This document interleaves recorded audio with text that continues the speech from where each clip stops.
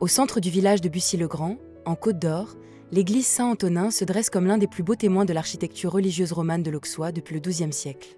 Face au château de Bussy-Rabutin, elle forme avec lui un ensemble patrimonial exceptionnel, où se mêlent histoire féodale, art roman et mémoire locale. Son clocher est l'un des éléments les plus anciens et les plus emblématiques de l'édifice. Il se dresse au-dessus de la croisée du transept, selon la tradition romane bourguignonne, et domine le village de Bussy-le-Grand depuis près de 9 siècles.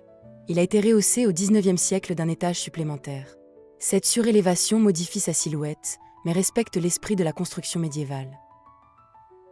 À l'intérieur de l'église, on découvre un décor d'une grande sobriété.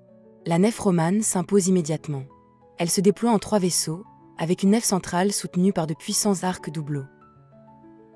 Les collatéraux sont couverts de voûtes d'arêtes, plus légères, qui assurent la stabilité des murs tout en accompagnant la progression vers le chœur. En avançant dans la nef, le regard est attiré par les chapiteaux romans qui couronnent les colonnes. L'église en conserve 24, tous sculptés au XIIe siècle. Leur décor est varié, feuilles d'acanthe, palmettes, rinceaux, animaux stylisés, parfois frontés, et quelques scènes historiées dont le sens s'est perdu avec le temps. Ces chapiteaux témoignent d'un atelier de sculpteurs particulièrement habile, influencé par les grands centres voisins de Saulieu et de Moutier-Saint-Jean. Ils donnent à l'intérieur une richesse discrète, une présence artistique qui dialogue avec la rigueur des volumes. À l'origine, le plan de l'église se composait de 3 nefs de 3 travées, d'un transept et d'un chœur avec 3 absides. Au XVe et au XVIe siècle, des modifications et agrandissements sont apportés à la structure de base. Au niveau du latéral sud, une chapelle seigneuriale, la chapelle attribuée à la Vierge aujourd'hui et une sacristie ont été ajoutées.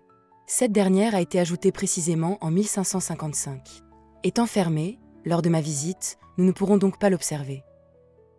À l'origine, l'église possédait un chœur roman à 3 absides, conforme au modèle bourguignon du XIIe siècle.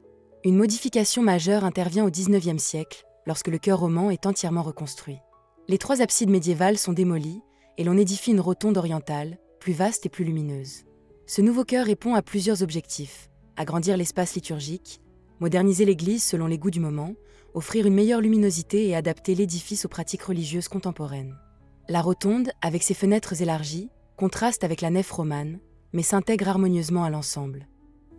Comme je l'ai indiqué précédemment, les bas-côtés de l'église ont été profondément modifiés entre le XVe et le XVIe siècle en y ajoutant plusieurs chapelles latérales.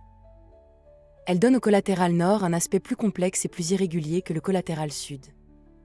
Ces chapelles répondent à une évolution majeure de la piété médiévale. Elles servaient à célébrer des messes privées, accueillir des confréries et recevoir des sépultures privilégiées de personnes importantes du village. Le nord de l'église devient, ainsi, un espace polyfonctionnel, très fréquenté à la fin du Moyen Âge.